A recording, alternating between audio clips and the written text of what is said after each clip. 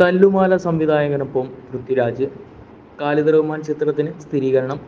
ചെയ്ത 4 സിനിമകളിലൂടെ പ്രേക്ഷക ശ്രദ്ധയും ബോക്സ് ഓഫീസ് വിജയവും നേടിയ സംവിധായകനാണ് ഖാലിദ് റഹ്മാൻ. അടുത്തിടെ വൻ വിജയം നേടിയ മഞ്ഞുമ്മൽ ബോയ്സിലെ പ്രസാദ് എന്ന ഡ്രൈവർ കഥാപാത്രത്തെ അവതരിപ്പിച്ച് നടൻ എന്ന നിലയിലും ഖാലിദ് കയ്യടി നേടി. ഖാലിദ് റഹ്മാൻ സംവിധാനം ചെയ്യുന്ന അടുത്ത ചിത്രത്തിൽ നസ്ലനും ലുക്മാനും കല്യാണി പ്രിയദർശനുമാണ് കേന്ദ്ര കഥാപാത്രങ്ങളെ അവതരിപ്പിക്കുന്നത്. മറ്റൊരു ശ്രദ്ധേയ ചിത്രവും അദ്ദേഹത്തിൻ്റെ സംവിധാനത്തിൽ വരാനിരിക്കുന്നുണ്ട്. പൃഥ്വിരാജാണ് അതിലെ നായകൻ.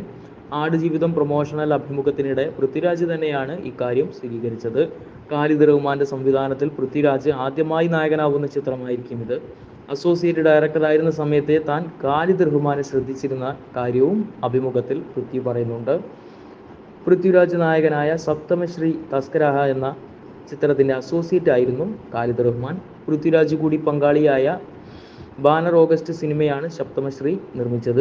ഖാലിദ് റഹ്മാന്റെ സംവിധാന അരങ്ങേറ്റ ചിത്രം നമുക്ക് നിർമ്മിക്കാമെന്ന് സഹനിർമ്മാതാക്കളോട് താൻ പറഞ്ഞിരുന്നതായും പൃഥ്വി ഓർക്കുന്നു.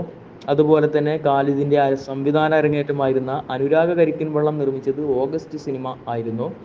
അതേസമയം പൃഥ്വിരാജിനെ നായകനാക്കി ബ്ലെസ്സി സംവിധാനം ചെയ്തിരിക്കുന്ന ആടുജീവിതത്തിന്റെ റിലീസ് മാർച്ച് 28-നാണ്.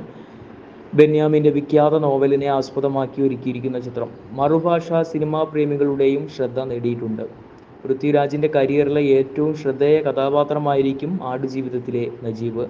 മലയാളത്തിന് പുറമെ ചിത്രത്തിന്റെ തമിഴ്, തെലുങ്ക്, കന്നഡ, ഹിന്ദി പതിപ്പുകളും തിയേറ്ററുകളിൽ എത്തും.